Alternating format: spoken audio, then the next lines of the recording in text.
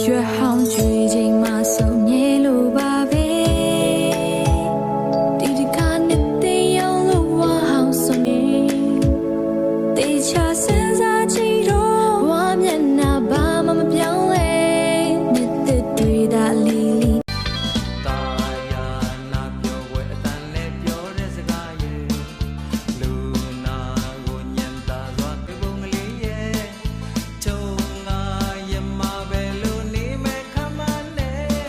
နှလုံးသားလာတဲ့ဆရာမလေးရဲ့လာမဲ့ဆရာမလေးရဲ့သူအပြူစုကိုခဏလောက်ဖန်ကြည့်စမ်းခြင်းနဲ့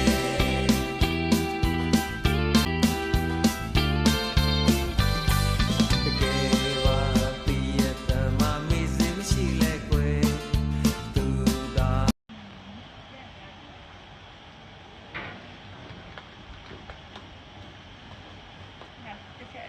ရှင်တရားအချိန်လေးတော့မင်းရဲ့အနာနေချင်လို့ပါအိမ်မက်တိုင်းဟာတို့ရဲ့ကဘာ